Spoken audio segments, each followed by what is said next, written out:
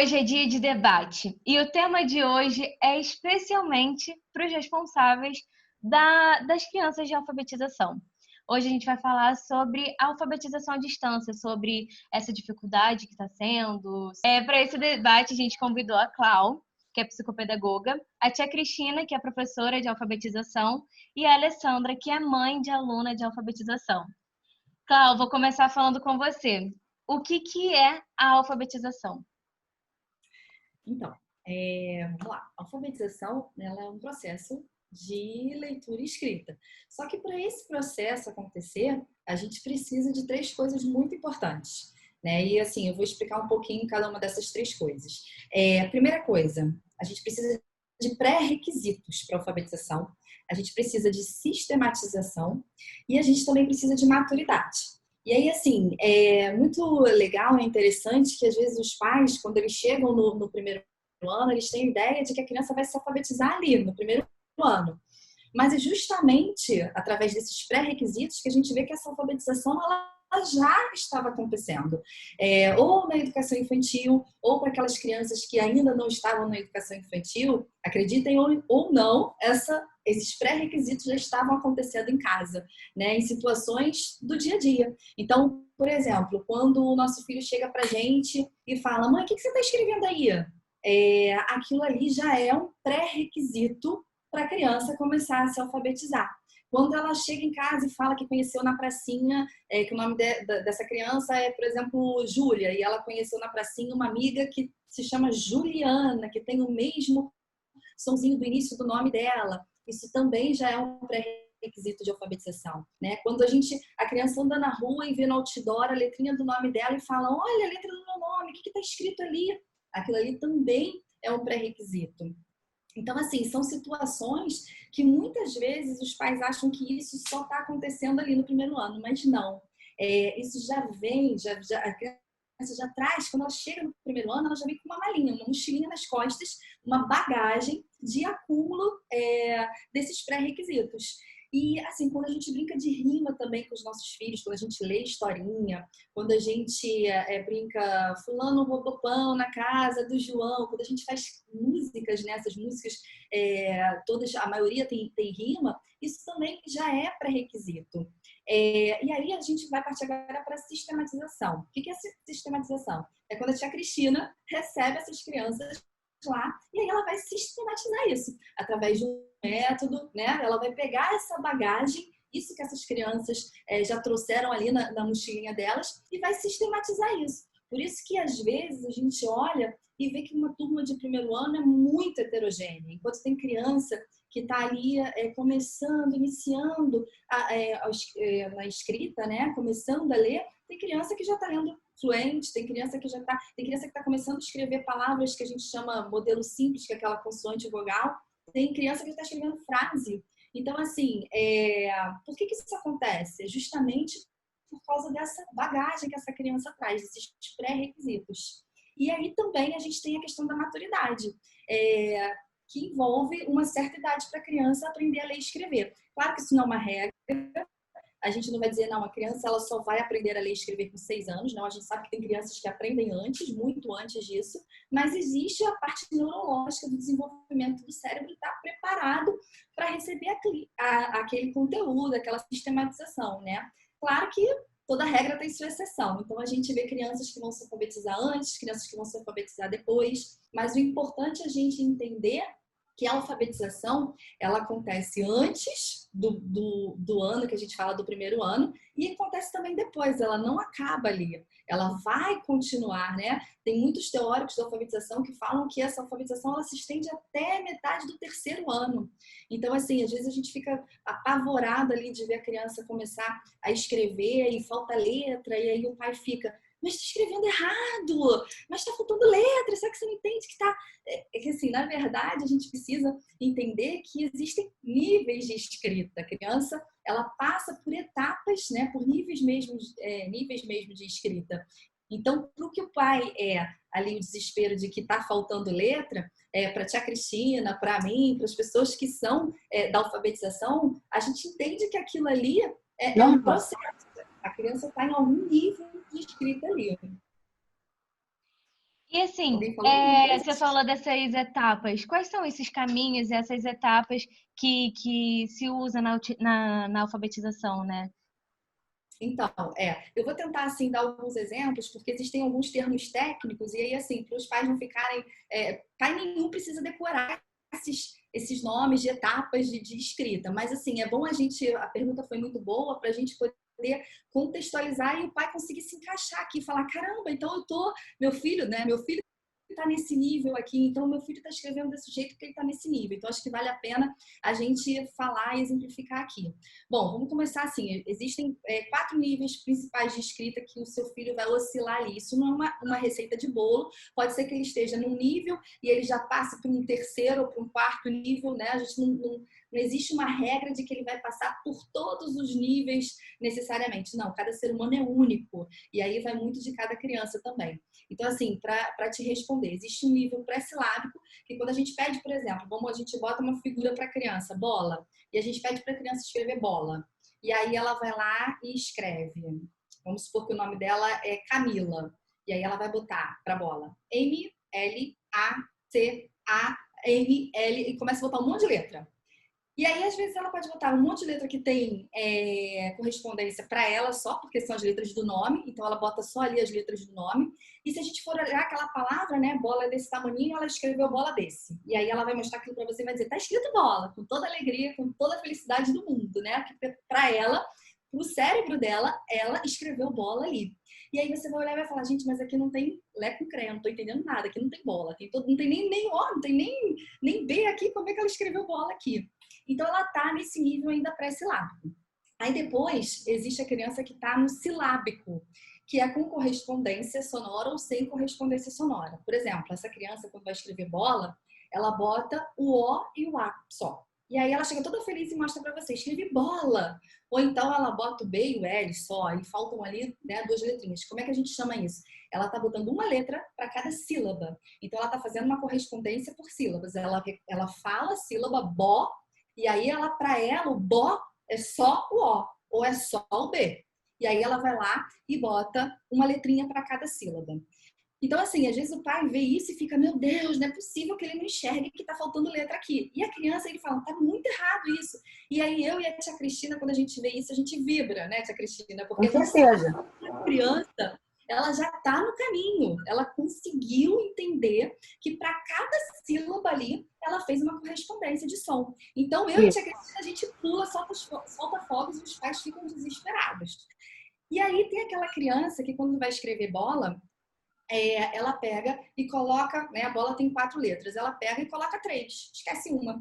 Já é um nível mais avançado, a criança já está no nível mais avançado de escrita, né? Que ainda também tem pai que acha que para a criança estar ali completamente alfabetizada, tudo bem, a alfabetização ela precisa escrever bola direito, ok. Mas isso é um processo, né? A alfabetização é um processo.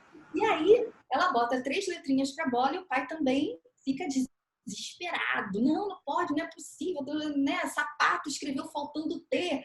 Mas aí a gente também já vibra mais ainda, né, tia Cristina? Com certeza. Mais perto daquele nível que é o último, que é o nível alfabético, que ela realmente escreve sapato com todas as letras. E aí, assim, é muito legal os pais terem consciência e tranquilidade, entenderem que existem níveis de escrita e as crianças vão oscilar entre um nível e outro. E é muito comum também quando a criança já está num nível mais avançado, né, que é aquele que falta só uma letrinha ou faltam 2, e ela começa a escrever frases, aí ela começa às vezes a omitir mais letra. Até a criança que já está no nível alfabético, que já escreve sapato direitinho, a gente pede para ela escrever uma frase pequenininha. O sapato está sujo. E aí você vai ver que, nossa, sumiu um monte de letra ali. Caramba, mas ela já estava escrevendo sapato direito, agora Então sapato... escreve tudo junto, né? Nossa, tudo junto e sapato agora só tem 3 letras. Cadê? Eu escrevi com 4, agora escrevo com menos ainda, né? E aí, assim, é muito interessante a gente entender que a criança, ela vai oscilar entre um nível de escrita e outro, e de acordo também com a dificuldade. Então, quando a gente coloca frase, a gente está aumentando o nível de dificuldade. Então, o cérebro da criança, ela precisa pensar se é junto, se é separado, quantos pedaços tem aquela palavra, se aquela palavra é grande, se é pequena, se o tem acento, se não tem. Então, ela vai oscilar, e ela vai oscilar durante muito tempo. E aí, assim, o legal aqui, talvez a gente consiga fazer isso hoje, que eu até separei alguns materiais aqui, é para ajudar os pais a ficarem mais tranquilos, né? Quando reconhecerem a fase que o seu filho está, e a gente conseguir fazer algumas atividades, algumas brincadeiras. Eu vou tentar botar coisas bem lúdicas para não ficar aquela coisa, né, de ensino, porque a tia Cristina já faz a parte do caderno, do livro. Então, assim, a gente também pode ajudar nessa alfabetização colocando brincadeiras, jogos. A gente pode trabalhar a alfabetização sem necessariamente ter um lápis e uma caneta e começar a escrever sem parar. A alfabetização não é só isso, ela não precisa se dar só dessa maneira, acontecer desse jeito. Ela pode ser, sim, um processo lúdico, prazeroso, e deve ser lúdico e prazeroso, né, para a criança. Então, assim, o que eu acho bem legal dessa pergunta que você me fez dos níveis é a gente explicar, né, deixar para os pais bem tranquilos de que o que para eles é erro, para a gente é um grande de um acerto, é saber que a criança É um avanço. Isso mesmo, é um avanço, e que ela vai chegar lá. Né? E para isso existe essa sistematização que eu falei, que está dentro daqueles pré-requisitos. E cada criança tem o seu tempo, né? Exatamente. Por isso que a turma de alfabetização, quando a gente chega na sala, aquela turma, né? Eu costumo dizer que a professora alfabetizadora é uma santa, não querendo desmerecer as outras, mas a professora alfabetizadora é aquela que ela recebe aquela variedade de criança. Então, assim, quando chega no segundo ano, já está quase todo mundo ali, lendo, escrevendo do mesmo jeito, fazendo frases do mesmo jeito. Mas na alfabetização, não. Ela recebe cada um de um jeito. Sim, mas no final do ano, a coisa mais prazerosa que tem é quando eles saem lendo e escrevendo. Olha, chega a me arrepiar quando eu falo isso, porque realmente é a coisa mais linda, mais prazerosa, quando chega o final do ano e eles estão lendo e escrevendo. Claro, com alguns erros, porque, como você falou, vai continuar a alfabetização. Não é no primeiro ano só. Ele vai ter que continuar treinando para não errar as palavras. Mas é muito lindo. É uma emoção muito grande. Também acho. E assim, você falou que tem etapas, cada criança tem seu tempo e tudo mais, mas a gente escuta muito falando de, sei lá, um aluno tá indo mal no segundo ano e aí fala, não, é porque não teve uma boa alfabetização. A gente tem como nomear o que é ou não uma boa alfabetização? Não, assim, é muito difícil usar esse termo, ele teve uma péssima alfabetização e tal, porque o que acontece? É aquilo que eu te falei, a gente acha que a alfabetização é no primeiro ano, né? A gente, que eu digo assim, as pessoas que são leigas, que não, né, não são os profissionais. Mas quem é profissional, quem está na área, quem como professor, como pedagogo, como psicopedagogo, como psicólogo, sabe que a alfabetização ela não acontece ali no primeiro ano só. Ela vem antes e vem depois. Né? Na verdade, assim, se a gente fosse dizer o que é a alfabetização, ela é ali, o primeiro ano é a sistematização. A tia Cristina vai chegar e vai pegar aquela bagagenzinha, vai começar a abrir o que está ali dentro daquela mochila e vai começar a trabalhar aquilo ali. E aí aquela bagagem é que vai dizer se é uma boa alfabetização ou não. Por isso que às vezes, quando eu faço reunião em escolas para pais de educação infantil, eu falo muito para eles assim, se atentem muito, né, com tudo que vai ser trabalhado na educação infantil, que às vezes a gente tem o costume de achar que a educação infantil é só rasgar papel, é só amassar e pintar, pode ser qualquer escola, porque você só vai pintar, só vai colorir, e aí é que a gente se engana, porque é ali que está aquele acúmulozinho dos pré-requisitos para a alfabetização, né? Tudo que ele vai fazer ali, de mexer com massinha, de rasgar papel, de amassar, de cantar musiquinha, de trabalhar rima, de trabalhar o som inicial, que a gente chama de aliteração, que é trabalhar sempre o som inicial, com que começa, que mais que tem com essa letra, vamos fazer uma lista de palavras. É isso tudo que vai dar essa bagagem para essa criança chegar no primeiro ano e a tia Cristina sistematizar. Juntar isso tudo. Então, assim, é muito, muito cruel a gente colocar essa carga na professora, na turma, no primeiro ano, numa série só. Porque não acontece no primeiro ano, né? É aquilo que eu falei, vem antes, vem durante e vem depois também. Depois. Não, muito legal você falar isso, porque no último debate a gente falou sobre a educação infantil. E foi exatamente isso, porque muito pai acha que, ah, não, a criança está indo para maternal e é só para brincar. E não, a brincadeira é um aprendizado, é importante para as crianças, é importante para o desenvolvimento. Então foi muito legal você ter falado isso. É, a gente Acho está que vivendo. além disso também tem todo o apoio de casa, Sim, né? Todo um estímulo, todo um Isso. cuidado, um carinho com sim. tudo aquilo que eles estão vendo, que é muita informação e tudo muito diferente, né? Então, eu acho que isso também conta muito. Sim. E assim, a gente está vivendo um paradigma do que é real e o que é o ideal. O real é o que a gente tem agora, no meio de uma pandemia, ensino à distância, alfabetização à distância, e o ideal é o que a gente passou anos fazendo, né? Aquele ideal da escola, perfeito e tudo mais. E a tia Cristina está há 40 anos alfabetizando. 40 anos! A gente estava falando aqui que as professoras de alfabetização merecem palmas e tudo mais. E caramba, 40 anos, tia Cristina! 40 anos e teve que mudar em 2 meses toda Em a 2 meses. forma de ensinar. Como é que está sendo isso? No começo foi bem difícil, né? Porque a gente vai para a escola e na escola você só tem que se preocupar com a escola. Mas quando você chega em casa, você tem tantos outros afazeres para fazer. E cada pessoa na sua casa tem os seus problemas, né? Então você não, mas mesmo assim, o professor ele não para quando sai da escola. Ele continua trabalhando até às vezes meia-noite, 1 hora da manhã. A gente não para. Acho que tem pais que pensam que quando a gente chega em casa não faz nada. Mas é exatamente o contrário. A gente continua fazendo, já preparando para o dia seguinte, já pesquisando e outras coisas. E eu, ainda que estou dando aula há tantos anos, eu gosto muito de pesquisar para variar, para mudar um pouco. Porque há 40 anos que eu dou aula e o que eu vejo na educação, de um modo geral, é que continua a mesma coisa quase, né? Agora é que mudou um pouco com essa pandemia. E eu, em 2 meses, eu tive que aprender coisas que eu não estava acostumada. Vocês viram o probleminha que deu aí na hora, né?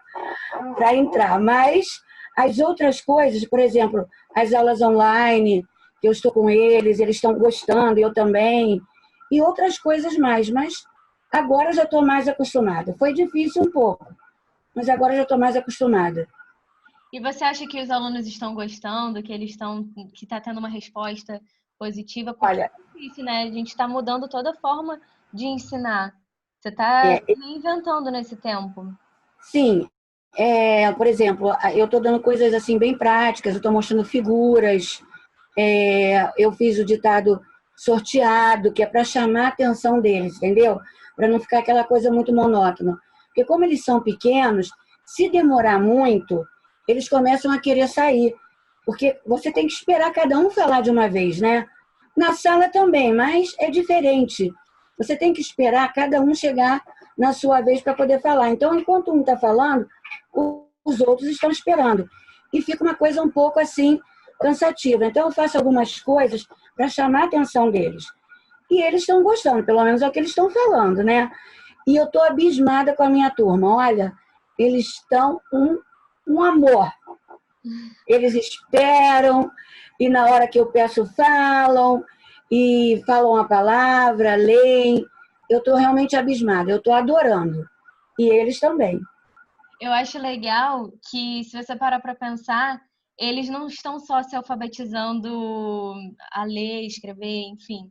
Eles estão tendo uma alfabetização tecnológica também, porque eles estão aprendendo a mexer em tudo. Em tudo. E mexer mais do que a gente. E eu vejo isso essa é a sala de aula deles agora. Então, assim, eles estão aprendendo mais ainda. muito. Eu vejo isso pela minha neta. Eu tenho 2 filhos, né? Pelo que a Cacau falou, como ela falou, né? Que tem a maturidade. A minha filha, que eu alfabetizei, ela está com 40 anos agora. E eu alfabetizei minha filha.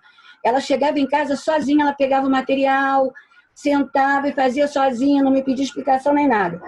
Já o meu filho me deu um trabalho danado. Eu não alfabetizei ele, mas me deu um trabalho danado porque era diferente, né?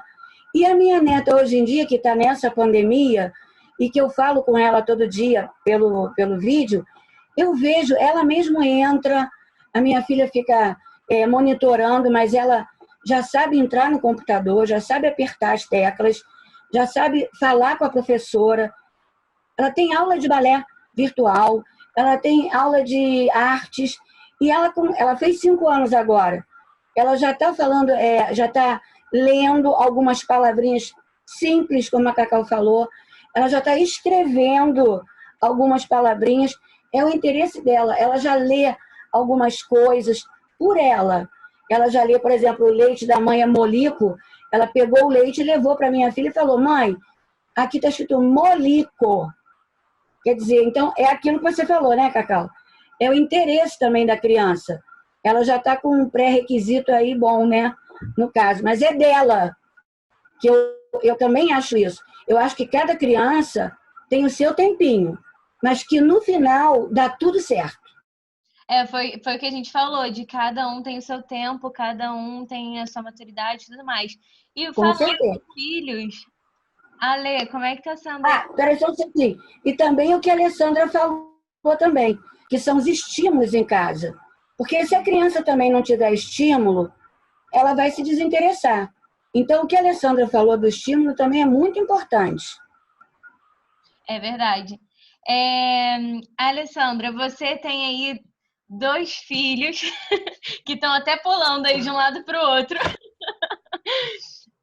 Você tem 2 filhos aí que estão em fases diferentes, em séries diferentes. E um tá nessa parte dos pré-requisitos. E um é do pré-1, que é o Vitor, Uhum. que ele vai fazer 5 anos agora em junho, mas que ele lê igual a irmã, que está na alfabetização no 1º ano. Que legal. Então, assim, ele lê o livro de história, ele lê os enunciados, né, do livro dele de trabalho de casa, e ela está no mesmo processo que ele. Então, aqui para mim é tudo a mesma coisa, basicamente, né? No início eu levei um susto, quando teve que a gente parou no mês de março, e que inicialmente seriam 15 dias, e que depois a gente ficou sem saber o que ia acontecer, e eu acho que até hoje a gente não sabe. E a primeira coisa que a gente pensou aqui em casa foi, se precisar, ela vai fazer o 1º ano de novo. Porque para mim é um ano mais importante, né? Porque não adianta ela passar agora e lá na frente ela fica cheia de dificuldade. Então, assim, o nosso pensamento foi esse. Mas aí, conforme foi vindo as atividades da escola, tendo as aulas, os encontros, ela foi se mostrando mais interessada. E hoje ela está assim, não tem problema nenhum. Ela tem os ditados que a professora faz e ela acerta todas as palavras. E a gente tem sempre um combinado de cada um tem um livrinho para ler todo dia, né? Eu tenho uns livrinhos que eu comprei no ano passado, quando ela estava no pré-2, que é para criança quando está sendo alfabetizada. Então, é com aquelas palavrinhas pequenas, né? Tem várias etapas. Eu não sei se vocês conhecem essa linha aqui. Eu comprei, eu acho que todos dessa de 1 estrela aqui. Então, ela lê um, o Vitor lê outro, eu leio outro, e assim a gente vai fazendo. É o estímulo, né? E todo dia é um dia. Tem dia que ela não quer fazer muita coisa, tem dia que ela topa mais coisa. Isso. E aí eu vou levando, vou tentando ali, eu mesma me adaptar ao ritmo dela, né? Não querendo forçar exatamente nada. o que você está falando, é o ritmo. Porque quando eu falei para você que a minha filha não me deu trabalho, mas que o meu filho deu, mas depois, assim, no meio do ano, quando ele pegou o mecanismo das sílabas, aí ele foi sozinho, até lendo as páginas do livro que a professora não tinha dado ainda. E aí ele foi sozinho. Ele precisava primeiro chegar ao tempo dele, pegar o ritmo, o mecanismo, e quando ele pegou, aí ele foi sozinho. Só que isso depende de cada criança, né? Mas assim, e foi o que a gente falou da idade. Não existe uma idade certa, né? Eu sou a prova disso, de né? cada criança. E como é que foi essa descoberta com o Vitinho? Conta pra gente como Então, foi esse processo, porque não era uma coisa que desde eu esperava, né? não, é uma coisa que me assusta muito, inclusive. Desde o ano passado, no Maternal 2, que a Duda estava no pré-2, que ele começou com essa coisa. Ele sempre foi uma criança muito interessada, muito curiosa, isso sempre foi dele. E aí, assim, a Duda trazia dever todos os dias e ele trazia só às sextas-feiras. E aí eu comecei a ter um problema, porque ele queria ter dever todo dia. Aí eu falei, como que eu vou passar dever para essa criança todo dia? E aí eu fui falar com a professora, perguntar o que que eu faço, porque a criança, ele chorava muito, que queria dever, porque a irmã dele tinha dever e ele queria. E aí eu comecei a fazer o que a professora fazia na sala, eu repetia em casa. Uhum. Então, às vezes eu escrevia o nome dele de letra gordinha para ele pintar, eu escrevia, se ele aprendeu o número 1, eu escrevia o número 1 para ele fazer o número 1, eu ia inventando. Ou então eu contava uma história, ele tinha que desenhar uma parte da história. Gente, ó, coisa assim, tu tem que inventar o dia inteiro. E aí, no final do ano, ele já começou a ler no final do ano passado.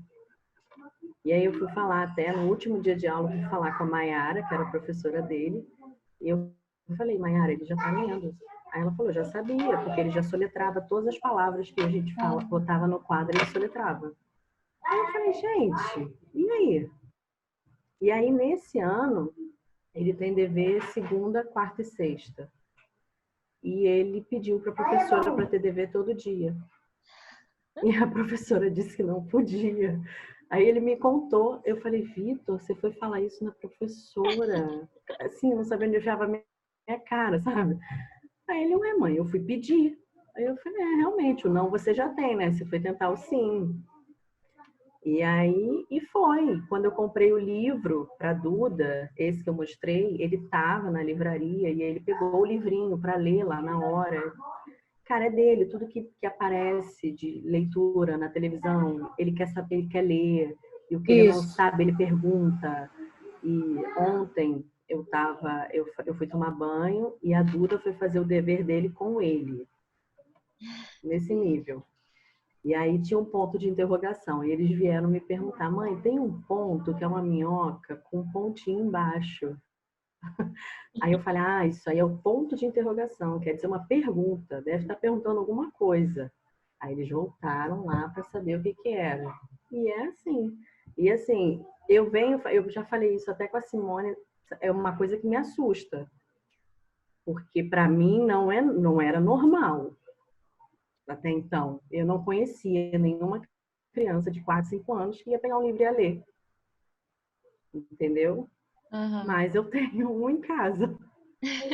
E eu vou levando do jeito que ele vai pedindo. Então, assim, tem as atividades dele, né, que manda a semana, ele faz em 2 dias. Nos outros 3 dias eu tenho que inventar, né? Então eu tenho que buscar folhinha na internet. E aí eu tenho pessoas de educação na minha família, eu tenho professoras, coordenadoras. Aí eu fico, o que que eu faço? O que que eu posso fazer agora? Eu fico assim. E eu vou dando. Aí quando ele não quer fazer mais, não quer fazer. Então, para mim tá ótimo. Quer fazer? Então faz. E eu vou fazendo, porque eu não tenho que fazer. Entendeu? Ele pede, ele quer. E aí? Eu não posso chegar para ele e falar, você não pode, é só ano que vem. É, eu acho que é aquilo que a Cláudia falou também, né, de maturidade. Vem de cada criança e vem da maturidade também.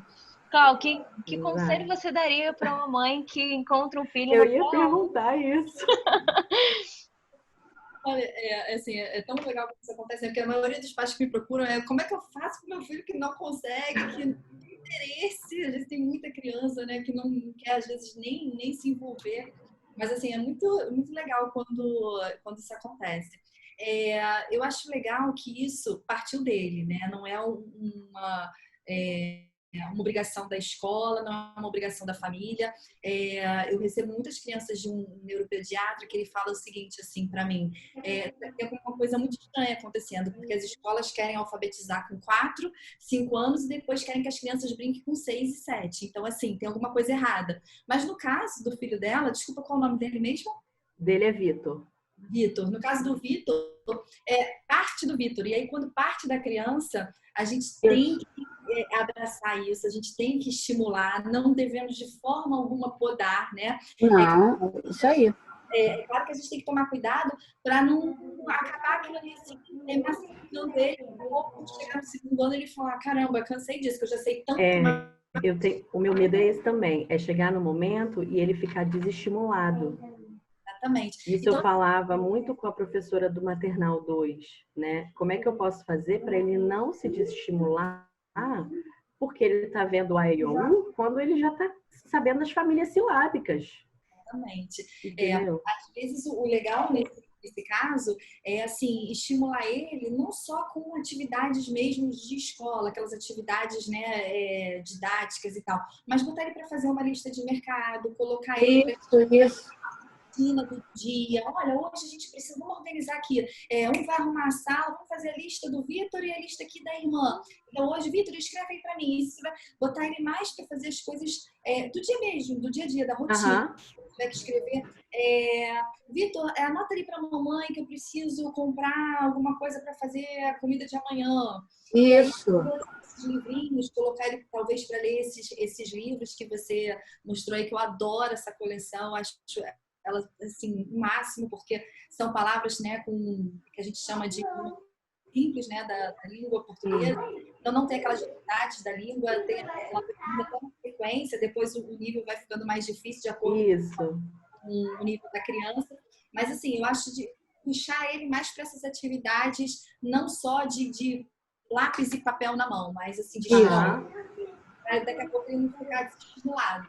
Entendi. Legal, o máximo, assim, criança que parte dela querer aprender. No caso do Vitor, ele também tem um estímulo muito bom, que é a irmã, que está muito próxima da série. Porque no caso do meu filho e da minha filha, são 13 anos de diferença. Aí o teu caso é diferente, porque um pertinho do outro. Então, ele tem um estímulo muito grande quando ele vê a irmã fazendo. Sim, sempre foi. Isso. E chegou uma determinada época que eu precisei separar os dois para fazer os deveres de casa, porque ele se preocupava mais com o dever dela do que o dele. Entendeu? Então, eu tinha que fazer o momento dele e o momento dela. Tinha que separar, porque senão começava a dar conflito. E umas coisas assim que deixa a mãe meio doida. Aproveitando isso, eu queria que você desse aquelas dicas que você disse que separou, algumas atividades, alguns livros, enfim. Então, pensando nessa parte dos pré-requisitos, né, e de como ajudar os pais que estão aí vendo o filho num nível de escrita, como é que eu ajudo meu filho a passar para um outro nível, aí eu separei algumas dicas aqui, vou tentar falar algumas. Uma foi o que a Alessandra já falou, eu adoro os livros assim da coleção, né, essa aqui é da Sônia Junqueira, tem da Mary França também, são livros, como a gente falou, muito modelo consoante, vogal, então assim, às vezes a gente quer ajudar, quer incentivar o filho, né, eu falo muito para os pais, o cuidado que eles devem ter, de vamos treinar a leitura agora chegou a hora, vamos deitar na caminha e a mamãe vai ler um livro com você, e a mãe pega aquele livro de contos de fada, que tem 365 histórias dessa grossura, e aí quando abre a página, o texto é desse tamanho, e a figurinha desse tamanho assim. E a criança, quando olha para aquilo, fala: mãe, eu tô cansada. A criança prefere até dormir do que ter que ler aquela história. E por que para a criança aquilo às vezes é tão penoso, tão cansativo, né? Porque ela não está preparada para aquilo ali. Lembra que a gente falou que tem os pré-requisitos, tem a maturidade, né? Tem a sistematização. Ela não está preparada para aquilo. Aquilo é demais para ela. É igual quando a gente vai aprender uma nova língua e aí no seu primeiro dia de aula o professor já chega com um texto deste tamanho de uma língua que você nunca falou na vida, um alemão, né? Então assim, você vai se sentir completamente desestimulado.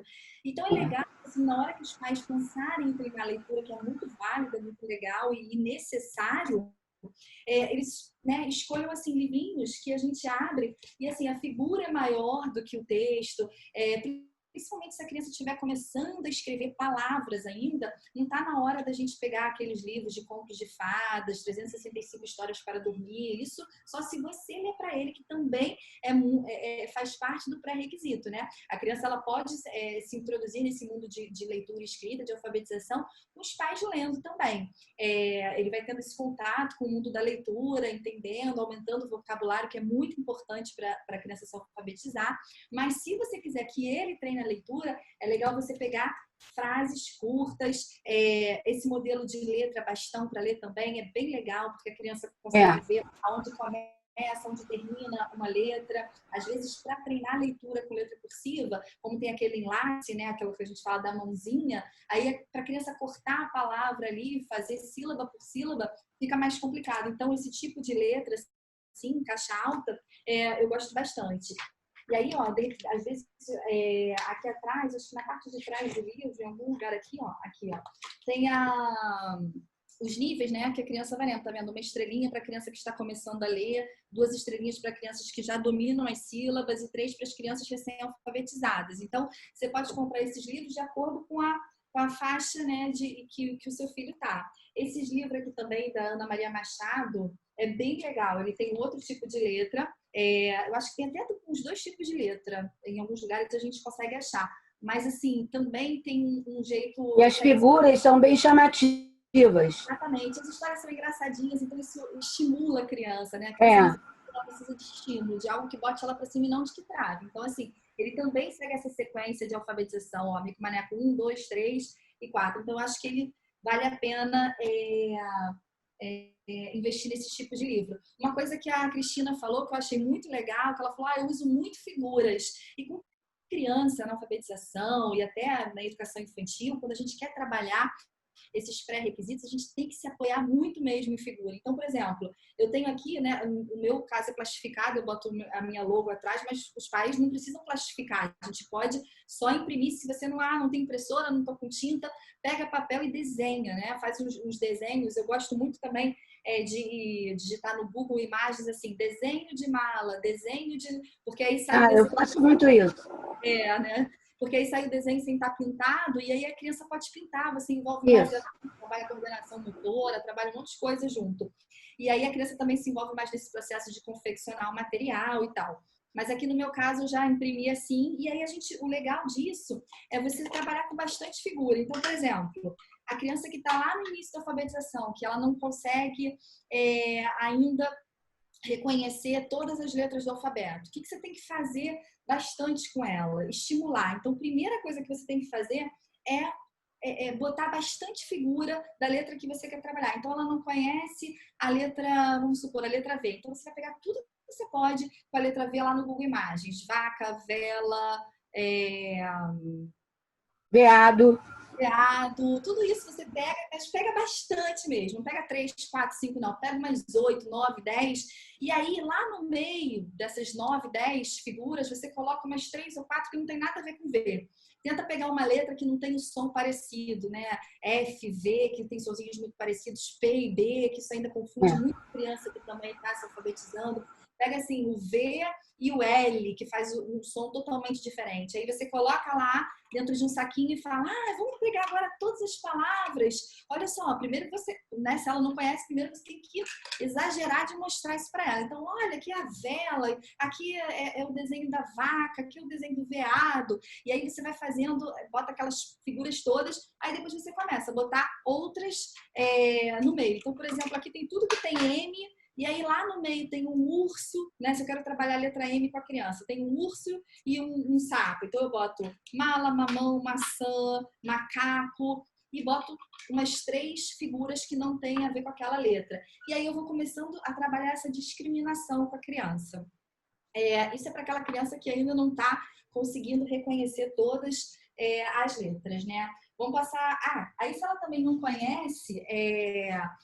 tá na dúvida, ainda confunde o V com o T, alguma coisa assim, né? Na hora que vai, qual é a letrinha que tá aqui? Aí, a palavra é com V, ela fala que é T porque ainda não conseguiu assimilar a forma da letra. Uma coisa legal também é você fazer bingo, né? Você pode pegar e jogar bingo com ela e vai marcando, bota tudo no saquinho e vamos tirar. Bota aqui as letras que ela tá com mais dificuldade e aí você vai trabalhando ali no bingo, jogando, brincando com ela.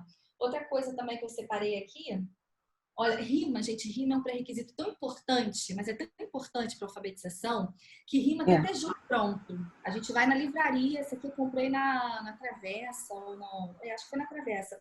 Já vem assim, ó, prontinho pra gente brincar. Então tem panela, vela, e aí tem outras, eu separei aqui algumas assim. Então, o que acontece? Ou você compra, ou você pode fazer também, pede pra criança desenhar, e aí assim, você vai brincando, ó, bota bola, mola e cola. E aí bota umas duas figuras lá no meio, tira aqui uma e fala, qual que a gente vai conseguir botar aqui para rimar com bola e cola? É pirulito? É mola? Ou é sapato? E aí, assim, é muito engraçado quando eu recebo algumas crianças aqui, que eu avalio, e aí eu vou ver que sim, que a criança, ela tá com essa bagagem tá faltando. Por exemplo, eu vou avaliar e falo assim, vamos brincar de rima? O que rima com café? Aí a criança começa a falar, pires? Xícara? Cozinha, falando coisas que não, né? Porque ela não entendeu o conceito de rima, ela não sabe que rima é aquela parte que tem um som igual. Então, quando a gente percebe que ela começa a falar coisas que não tem nada a ver com o que rima, é porque ela não tem ainda esse conceito de rima formada. Então, a gente precisa estimular isso. Só que se ela não sabe rima, não vai adiantar você chegar para ela e o que rima com panela? Vamos lá, panela, panela. Você tem que mostrar para ela primeiro o que é rima, né? E aí você pode contar histórias que rimam com ela. Eu adoro a coleção dessa Eva Furnari. É bem, bem legalzinho, assim, ó. Não confunda velhota nariguda com gaivota bibuda. Não confunda feioso amarelado com medroso esverdeado. Eu li isso na escola. Pois é.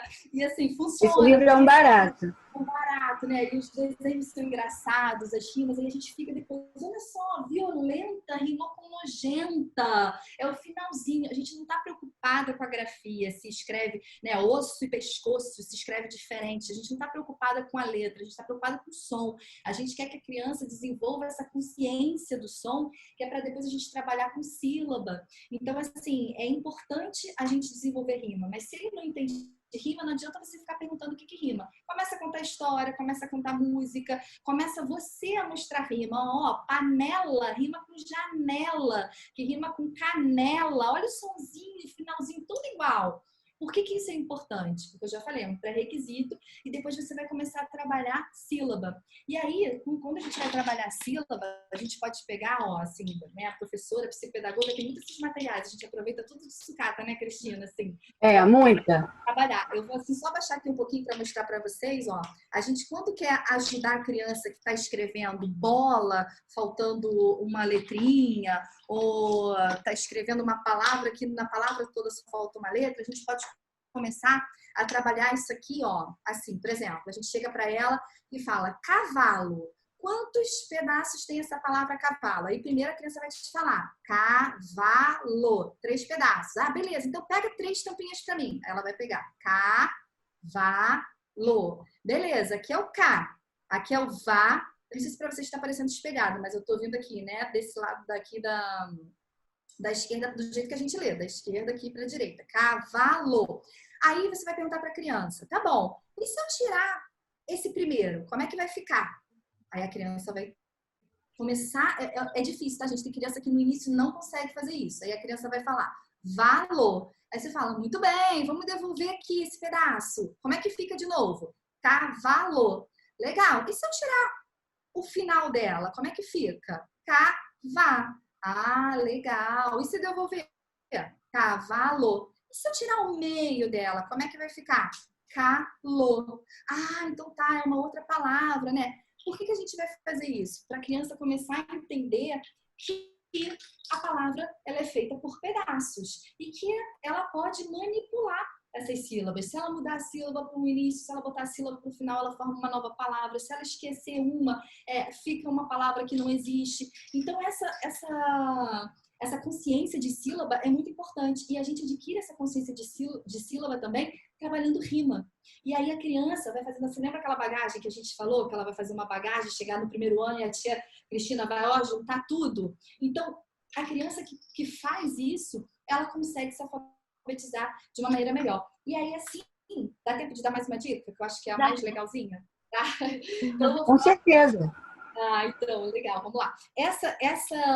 Depois que a gente trabalhou, mas aí essa aqui a gente pode trabalhar bastante, tá? Com várias palavras, com palavras com 2 sílabas, bola, vaca, mola, pato, sapo, e depois a gente vai aumentando, 3 sílabas. Aí faz uma com uma sílaba, bota uma com 2 sílabas, depois faz uma com 3 sílabas, e vai fazendo isso, trabalha bastante. Olha só, eu tô falando de situações que eu não tô nem usando lápis com a criança, porque às vezes a criança ela não quer nesse momento, né, de pandemia, que ela está já exausta, chateada, cansada de já ter tido aula online, ela não quer mais saber de pegar em lápis e papel e continuar fazendo exercícios comigo, mas eu posso brincar com ela sem pegar em lápis e borracha. Então eu posso criar essa bagagem, eu posso desenvolver isso nela sem estressar, sem ficar, vamos lá, escreve, como é que é o bar, não sei o quê.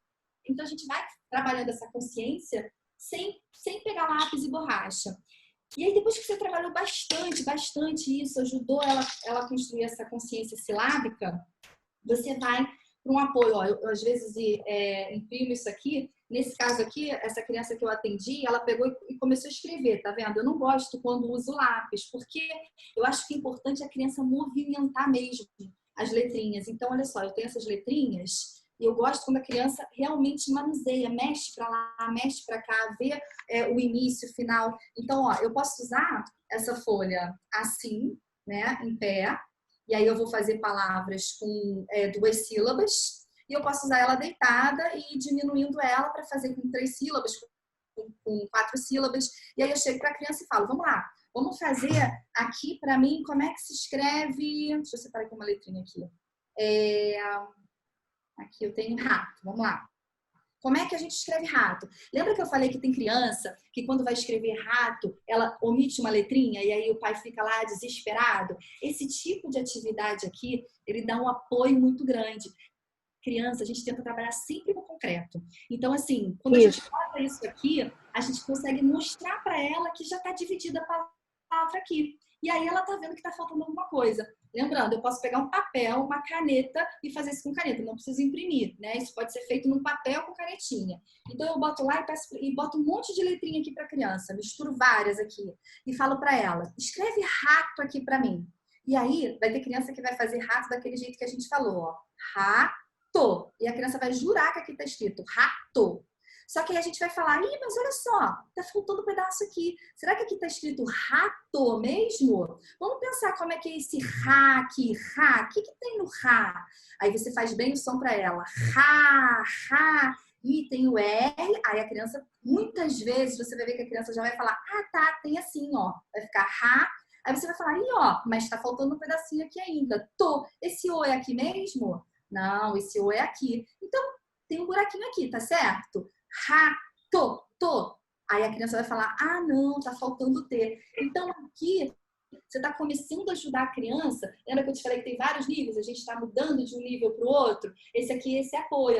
Com apoio visual, fica muito mais fácil do que você pegar um lápis, uma folha em branco e falar para a criança, escreve rato aqui. E aí a criança não tem esse apoio visual. Então, assim, com esse tipo de atividade, você consegue ajudar a criança a formular. Não, peraí, eu acho que está faltando. É claro que a gente precisa, né, tomar cuidado, porque tem criança, é aquilo que a gente falou, precisa também da maturidade. Então, por mais às vezes que você faça isso, tem criança que não vai estar preparada ainda para entender. E ela vai, dependendo do nível que ela tiver, ela vai continuar dizendo para você, mesmo vendo isso aqui em branco, que aqui está escrito rato. Então, é quando a criança está oscilando de um nível para o outro. E aí tem a tia Cristina que vai ajudando, que vai orientando, o pai pode, né, tia, eu acho que o meu filho está naquele nível, será que já está na hora de eu fazer esse tipo de atividade? Se precisar de ajuda também pode me procurar, eu também ajudo sem problemas. Então, assim, é importante a gente estimular, mas eu acho que o mais legal de qualquer atividade, qualquer dica que a gente dê, é entender que a criança, ela tem aquilo que a Cristina falou, ela tem o tempo dela sim.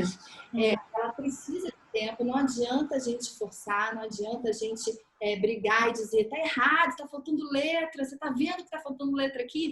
É um processo, eu costumo dizer que não é um processo natural, que a criança vai aprender sozinha por osmose, que vai acontecer. Não, é um processo que precisa de estímulo, precisa de supervisão, precisa de orientação, precisa de cobrança, de apoio, mas assim, ele tem sim um tempo, ele precisa ser incentivado, precisa ser encorajado e os pais precisam ter paciência. Assim, é um momento lindo, é aquilo que a Cristina fala. Muitas vezes eu já me peguei chorando mesmo de ver criança lendo e escrevendo, né?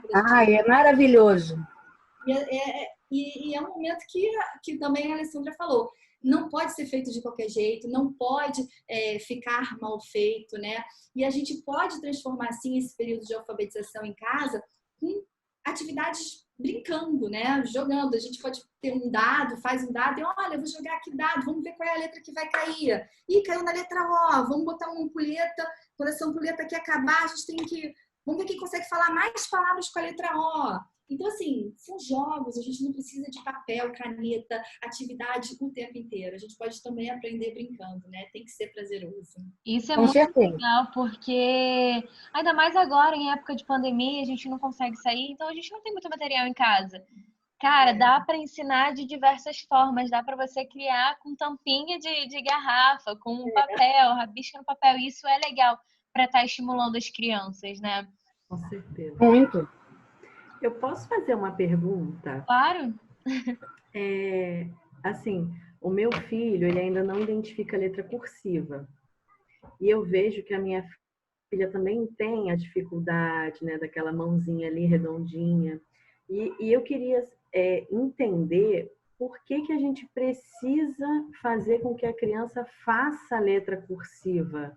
Porque, por exemplo, eu, Alessandra, adulta, eu misturo as letras, eu uso cursiva, bastão. E quando a Duda começou nesse processo, eu tive que reaprender algumas letras. Eu não sabia, por exemplo, fazer o S maiúsculo cursivo, eu não me lembrava.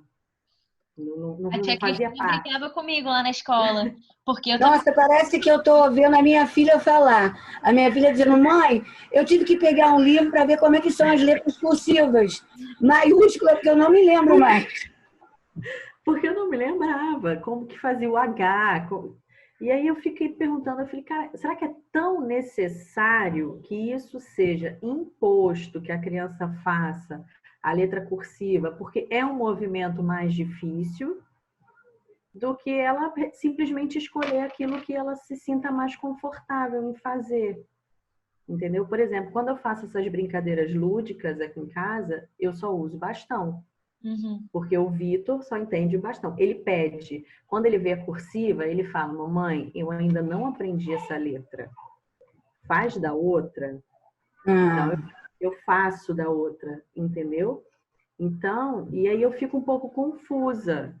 Porque eu tenho que só da cursiva. E o outro, eu tenho que fazer só o bastão. E a mãe fica no meio.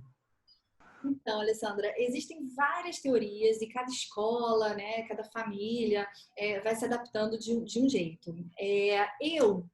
Né, Clau, eu acredito o seguinte, que tem tempo para a criança usar a letra cursiva. E eu acho legal a letra cursiva ela iniciar no primeiro ano. Depois, lá para agosto, assim, eu acho bacana, julho, né? Depois quando a gente volta de férias, que esse ano vai ser assim, que tá tudo diferente. Mas assim, lá para agosto eu acho legal a criança começar a trabalhar a letra cursiva. Vou te explicar por quê. Porque a letra cursiva, ela também necessita de pré-requisitos. Então assim, a criança precisa ter uma coordenação motora muito desenvolvida. Ela faz muitos movimentos. A gente já faz isso tão automaticamente que a gente nem percebe. Mas ela sobe, ela desce, ela vai lá em cima, ela volta, ela faz voltinha embaixo. Então todos esses movimentos, eles precisam ser muito bem trabalhados. E quanto mais a criança tiver desenvolvido toda a coordenação motora dela, trabalhando pinça, amassando massinha, fazendo isso tudo que eu acho que é o momento de 4, 5 anos, brincar, fazer esses movimentos de outra maneira, depois ela começa a usar a letra cursiva. Mas eu não estou dizendo para você que tem que ser assim, eu estou dizendo para você como eu prefiro. Eu acho melhor, né, de acordo com o que eu estudei, com as coisas que eu leio, que eu estudo, eu acredito que o momento mais adequado para se iniciar a letra cursiva é no primeiro ano. E por que ela é tão cobrada? Porque ainda ela é a mais usada. Quando a gente vai fazer um concurso, vai escrever uma redação, o Enem, quando a gente vai fazer, né, na OAB a prova para advogado, ela ainda, a letra cursiva ela ainda é mais exigida. E também, quando a gente escreve com a letra cursiva, quando a gente já tem a autonomia, a gente escreve mais rápido do que com a letra bastão, que a gente tem que ficar fazendo pauzinho para cá, pauzinho para lá. A letra cursiva consegue escrever mais rápido. Porém, eu acho que a letra cursiva, que a letra bastão, ela é melhor para alfabetizar, ela é melhor para a criança escrever, porque ela tem movimentos muito simples, né? São traços, se você reparar, a maioria das letras são traços e aquelas voltinhas que a gente dá, a voltinha do D, a voltinha do B, mas o L é traço, o M é todo tracinho. Então, assim, são movimentos muito mais fáceis para a criança fazer. Além disso, também quando a gente vai começar a ler, por que a gente não começa, por que a gente não encontra muito livro de alfabetização com letra cursiva? Isso, era uma coisa que eu ia perguntar. O livro da escola é bastão. E aí a criança tem que ler aquele livro em bastão e passar para cursiva. Exatamente, Mas por que os livros não têm essa letra cursiva? Porque para a criança, quando ela está começando a se alfabetizar, quando ela vai dividir a sílaba ali, é muito complicado para ela ver aonde começa. Por exemplo, ela vai escrever a palavra clau. Aí o C está emendado no L, que está emendado no A, que está emendado no U. Aonde começa uma letra, onde termina a outra. Então a criança ela fica muito perdida ali. Quando a gente vai trabalhar a alfabetização, a gente vai trabalhando por sílaba, por som, a gente vai diminuindo a sílaba para cada letra, trabalhando o fonema, trabalhando o som, ou independente do método que for, a maioria das vezes a gente vai dividindo. Então, para a criança é muito mais fácil ela saber onde começa e onde termina, seja uma letra, seja uma sílaba, e a letra bastão dá essa tranquilidade. Ela é mais fácil. Entendi. Agora, posso perguntar outra coisa? Pode.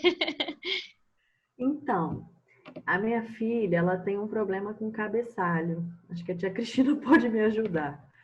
Falou em fazer cabeçalho, acabou o mundo. Entendeu? E assim, e ela precisa fazer. E aí, algumas vezes, eu comecei a fazer de letrinha pontilhada para ela, porque quando ela não quer fazer, a letra dela sai do tamanho do caderno, que é aquela má vontade, né? E aí eu fazia de letra pontilhada e ela cobria direitinho aquela letra bonitinha. Só que eu não sei se eu estou fazendo bem, se eu não estou fazendo, se está certo, se está errado, como é que eu posso fazer. Olha, eu vou dizer uma coisa para você. Pela minha experiência, as mães reclamam muito do cabeçalho. Só que na sala de aula, eles não fazem nenhum, assim, terror. Botei no quadro que, às vezes, eu não sei se você sabe, a Cacau deve saber. Nós precisamos, às vezes, de um tempo para fazer alguma coisa.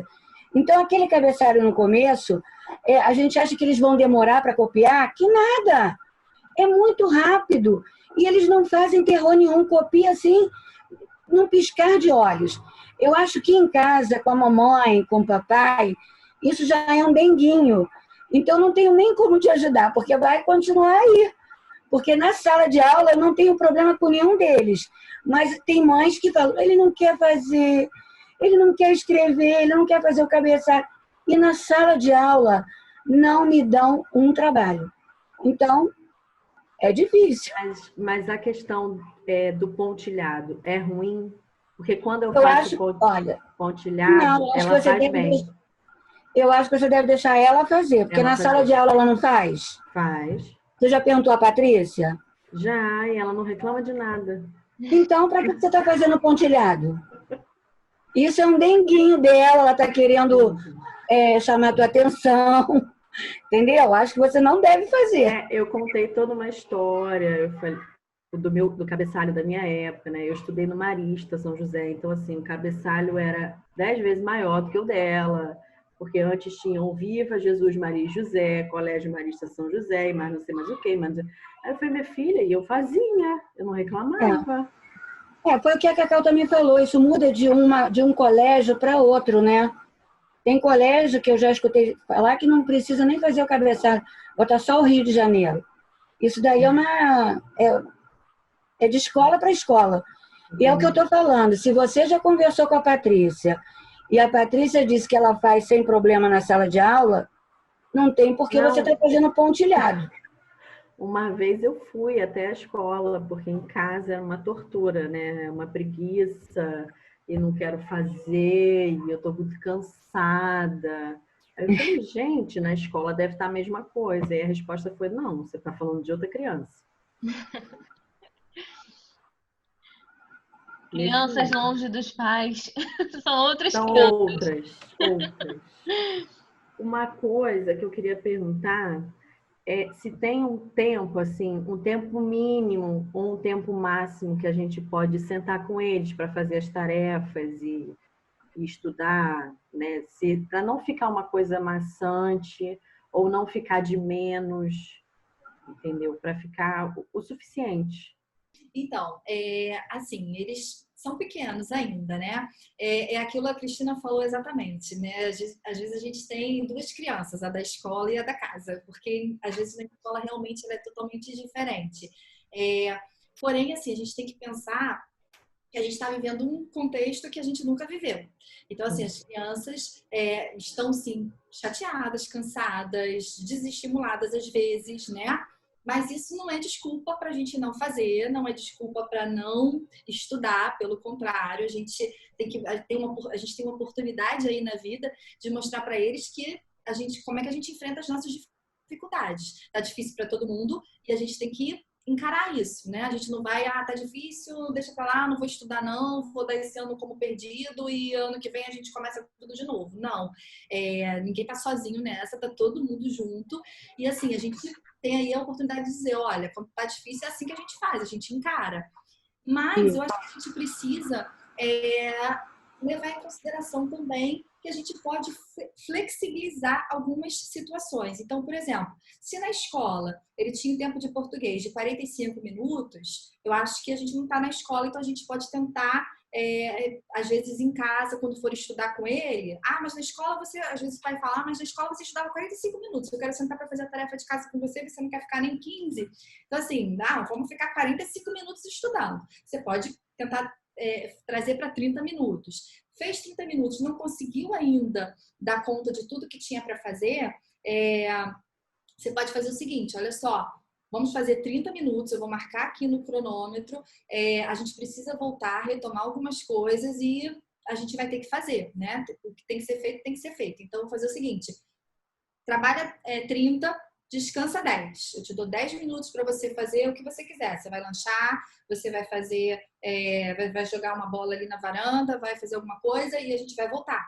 E aí, trabalha mais 30 minutos, né? Sempre lembrando para ele, ó, na escola você também não ficava só 30 minutos. Tipo a hora do lanche, né?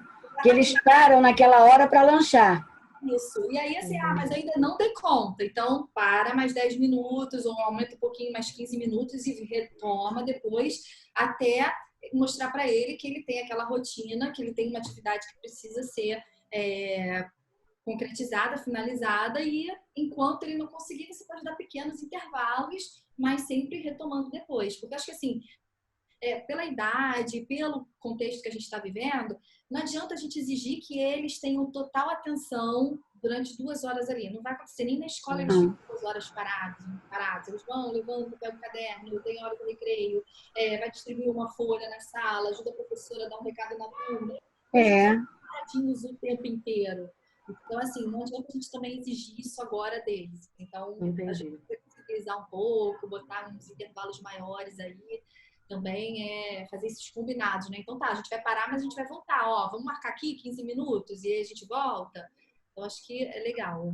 Aqui funciona muito com esses combinados, assim.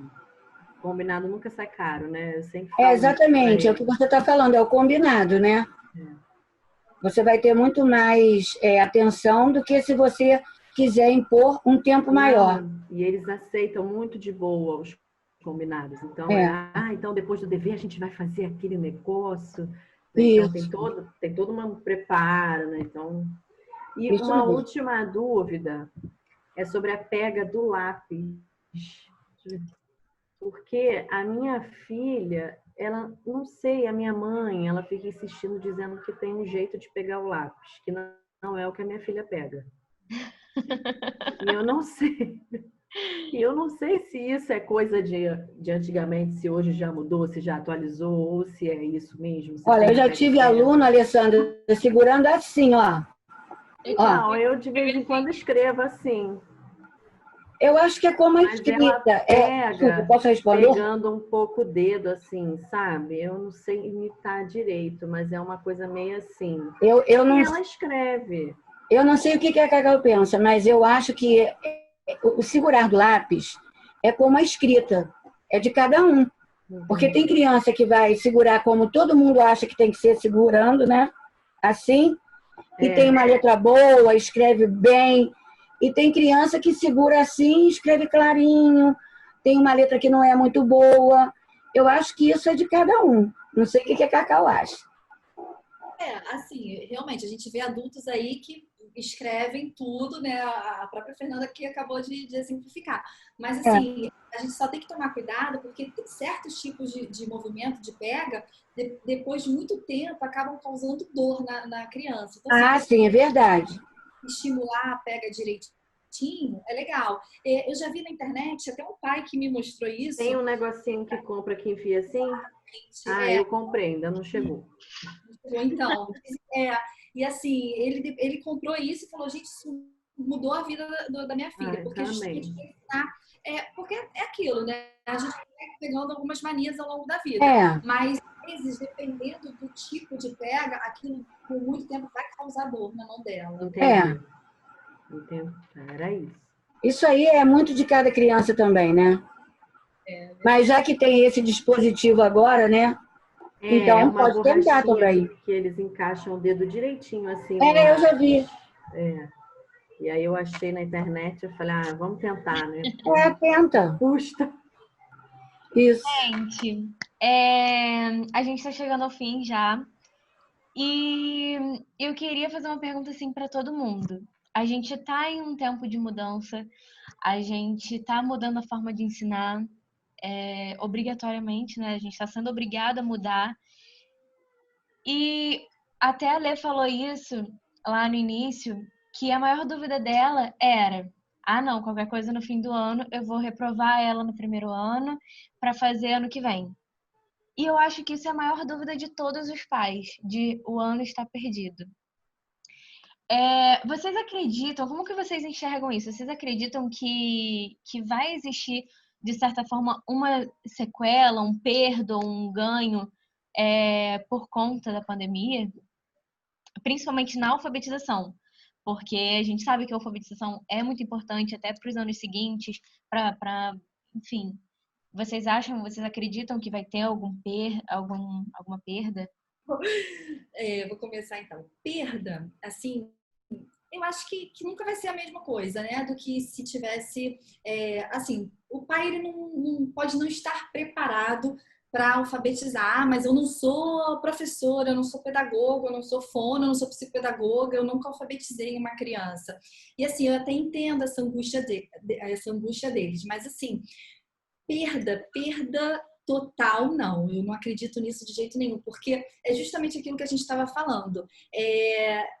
Se a gente conseguisse fazer com que os pais, né, com que todo o mundo, a sociedade inteira entendesse que a alfabetização ela tem muito de antes e depois, e não só o durante, a gente ia conseguir ter claro na nossa cabeça, assim, nossa, foi um ano diferente e não um ano perdido. Foi um ano atípico. Foi um ano que eu tive a oportunidade de acompanhar esse momento lindo do meu filho de perto. Foi um ano que eu acabei me descobrindo, me reinventando, fazendo coisas que eu não sabia que eu poderia. Né? É isso que eu estou ouvindo de alguns pais que eu tenho dado um suporte online, que eu tenho atendido, e assim, é isso que eles têm me mostrado. Então, assim, eu acho que a gente pode escolher como é que a gente vai sair disso. Se a gente quer sair melhor ou pior do que quando a gente entrou. E assim, se a gente olhar para isso e pensar, eu posso transformar isso, eu posso pegar todas essas dicas aqui, botar na minha cabeça que o que essa pessoa aqui, que eu nunca vi na vida, está me falando, não foi ela que inventou da cabeça dela, não foi ela que disse que a alfabetização não é feita só no primeiro ano, que isso tudo tem um embasamento científico, tem muitos artigos dizendo isso, tem muitos teóricos de anos e anos, não é uma teoria, não é uma coisa inventada, né? É real, isso realmente não, a alfabetização não acontece só no primeiro ano, muito pelo contrário, a alfabetização ela é a sistematização daquela bagagem, né? E do que vai ser feito depois disso. Então, se a gente parar para pensar nisso, a gente vai ver que essa perda ela é muito pequena perto dos ganhos que a gente pode alcançar aí nesse ano. Eu acho isso. Eu concordo, eu também acho. Eu vejo pela minha neta. Como eu já disse para vocês, ela tem muito estímulo na casa dela, de mim, né? Então, e ela é uma criança interessada. Mas eu vejo a diferença dela no começo e vejo a diferença agora com as aulas online que ela está tendo. São aulas que ela está tendo todos os dias, praticamente, e é o que eu estou falando, ela já está lendo pequenas palavras simples e escrevendo. Tudo com a letra bastão ainda, né? A professora já está pedindo para que faça a cursiva, mas ela com a bastão, ela já escreve várias palavras, ela já lê várias palavras por ela mesma. E já tem uma diferença do início do ano para agora. Então, são 2 meses em casa, tendo aulas online que ela adora, como acho que as crianças também adoram, e está sendo muito produtivo. Então, uma perda total também eu acho que não vai ter, não. Porque é o que ela falou. Gente, eu sempre digo isso. O segundo ano e o pré-2 é o início da alfabetização. O segundo ano é praticamente, vai continuar a alfabetização. E por aí vai. Eu sempre falo isso. Eu acho que é muito importante a gente estar falando isso, porque eu acredito que seja a maior dúvida de todos os pais. Porque Hoje eu mudei esse meu pensamento, né, de que o ano estaria perdido. Eu não vejo mais isso, tanto pelo desenvolvimento dela, né? Pelo desenvolvimento dela, exatamente. Isso. Pelo interesse dela, porque no início teve aquela coisa assim, estou de férias, né, não vou fazer nada. Então, foi uma adaptação para ela também, óbvio. Então, assim, mas hoje eu não vejo, para mim não tem perda nenhuma. Nós estamos conseguindo, aos poucos, sim, fazer as tarefas, assistir às aulas. Então, ela adora assistir às aulas e bota toda a aula um laço diferente, passa um batom e bota pulseira, e sabe? E ela vai bem nas aulas, ela acerta todas as palavras dos ditados, ela gosta de fazer as coisas. Os trabalhos de ciências que tem dos animais, eu pesquiso os animais para a gente pintar, então todo mundo pinta, ela muito pinta, legal. o Vitor pinta, né? Então todo mundo participa de tudo. Então, para mim, na verdade, eu estou ganhando como mãe por estar muito mais perto, né? Eu sempre quis ter esse momento de estar mais com eles. Eu estou afastada do meu trabalho, então assim, para mim, eu só estou ganhando. Eu tenho zero perda, né? Então, para mim Com certeza. Isso é muito legal. Tá muita expectativa, eu acho. Seria muito importante se todos os pais tivessem essa consciência, essa visão, porque é um momento muito importante para as crianças. E estar ali participando e ter os pais ali estimulando, né? Enfim, incentivando essa fase da criança é importante. Com certeza. Gente, muito obrigada pela participação de vocês. Eu que agradeço. Eu espero... Obrigada a você. Eu adorei. Adorei conhecer a Cacau, a Alessandra. Foi muito bom. Eu espero que esse vídeo seja, assim, esclarecedor e ao mesmo tempo que ele dê um abraço nas mães, sabe? De alfabetização, que ele consiga acalmar o coração de todo mundo, porque não é fácil, mas a gente pode encontrar diversas possibilidades de ensinar. E mais do que nunca, o mundo está provando isso pra gente, né? Que o ensino pode vir de diversas formas. E, gente, é isso. Muito obrigada mesmo. Adorei a participação de vocês. Para quem está assistindo a gente, não esquece de curtir, de compartilhar, de comentar. A gente está aceitando sugestões de temas. Então, até o próximo e muito obrigada por assistir de novo. Gente, beijos. Beijo. Até o próximo. Tchau. Tchau.